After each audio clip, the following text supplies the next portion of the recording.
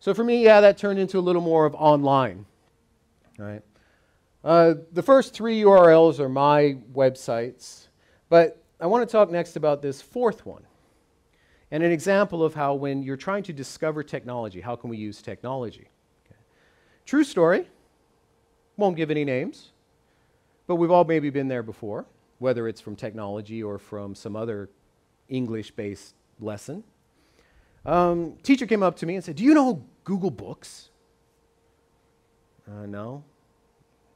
Just a couple years ago. No, not really. Google Books? You don't know Google Books? You're a technology teacher? You're teaching an English writing class using technology, and you don't know Google Books? Sorry, I'm Bethel. No, I don't. I don't know Google Books. Enlighten me. And again, probably you've experienced that before. Whether it's technology or if it's a linguistic-based thing or grammatical-based thing, how can you possibly exist as a native English speaker and not know how to explain to me the subjunctive verb? Because I don't, and I can't. But how is that possible? Okay, so how is it possible that a technology-based teacher teaching an English writing class doesn't know about Google Books? Google Books is a website that allows you to search through all of these different books. And in some cases, you can read the full copies of them online. You can download PDF, full file versions of them. All right? You have all of these things. Yeah, say, oh, yeah, that's great, that's nice, that's wonderful. And I took this to the class, and it absolutely, totally, and completely didn't change what I was doing. Why? Because he didn't know my framework. He didn't know what I was working from. He didn't know how I was teaching the class. This next semester of English writing, this semester that's coming up actually, the biggest part that I use with literature is to do it based on research of e-journals, electronic journals. We don't use books because it's an English writing class. Students barely have enough time to keep up with all their other classes. So you, Mr. Professor, are suggesting I should be asking them to find and download full books and to do research for that, for writing the papers? They don't have time. When I use e-journals, I rarely even require that they use English-based journals. We go through the Japanese journals because the point and purpose of my class is to focus on English research and writing, not how well can you read a 20 or 30-page English journal article. So thank you, Mr. Professor, for pointing out how troubled I was, but this doesn't work in my model, in my system. The idea is that you should be teaching what you test, testing what you teach. The promise that I try to make to students, and again, I welcome attacks from the students who, if they find contradictions in what I'm doing, but basically the things that I am testing in the class or things that I'm assessing or my expectations from the class are the things that I teach. And I would never test you on anything that I haven't taught you, that we haven't practiced, that we haven't gone through. So when I talk about technology and education, I come at it from this point of view. What's your objective? What's your goal? What's your point? What's your purpose? Forget about the technology for now. Why are you showing a video for 30 minutes in your 1-hour class? Couldn't they possibly see that video on their own time outside of the class and then maybe come back in and use it in a lecture or discussion? So why are you doing this big long video? Are you testing them on English listening? No, it's a communications class. I just thought it would be useful that they could watch people talking for 30 minutes. And it's neat because they can watch a video. Okay, I have a problem with that. I have a problem with that. For me, education is all about a personal framework. What I do with technology, what I do in my classes, what I do in my teaching is based on what I call a personal framework. And my personal framework has some general rules that are open to change, but mostly based out of these 4 points. Teaching should be a profession where the teacher is continuously questioning the efficacy of what they do. At the end of every semester, at the end of every term, at every point, at every week, at the end of every lecture, walking out and saying, was that useful? Was that effective? Am I achieving what I thought this lesson was supposed to achieve? Am I teaching what I think I'm teaching?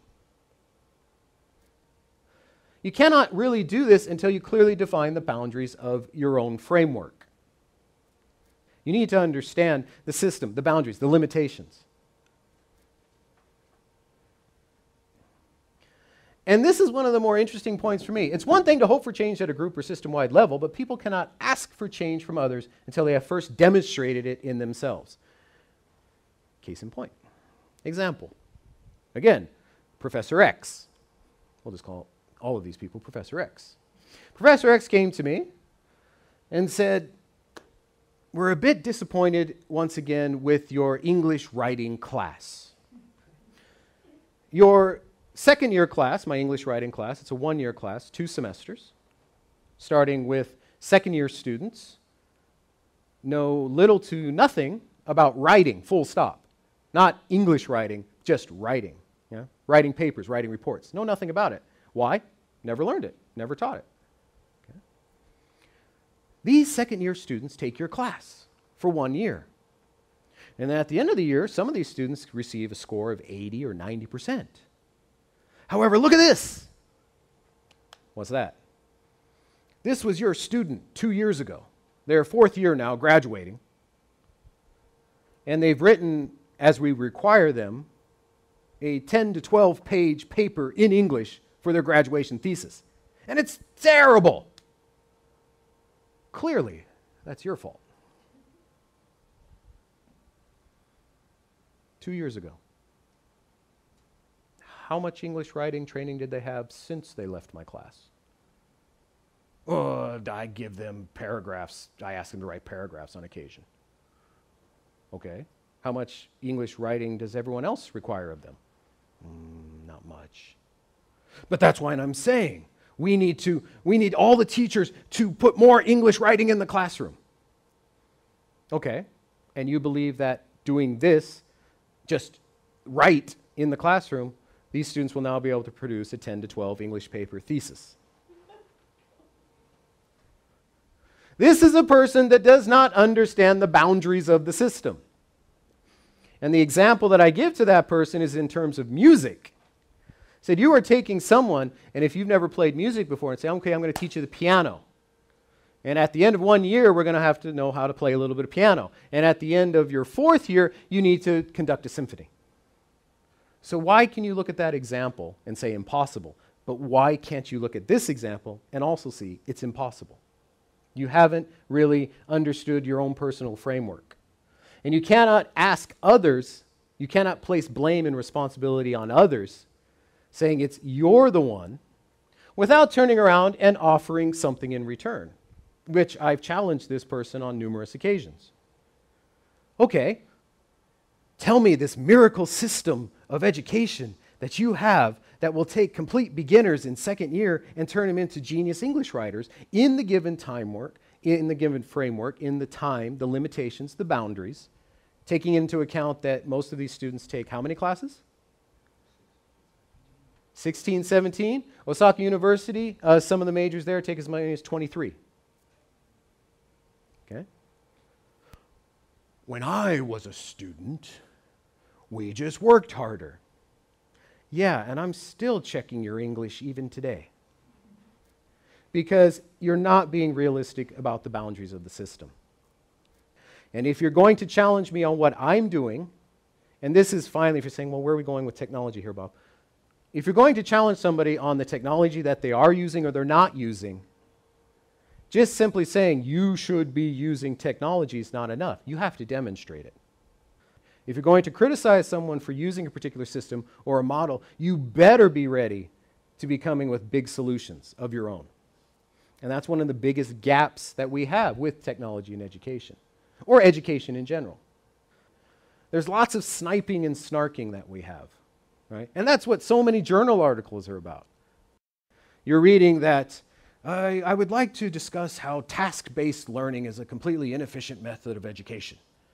And then, oh, here we go. And then the next issue comes out, and I'd like to address what that guy said in the other journal. And stop attacking. It's not about that.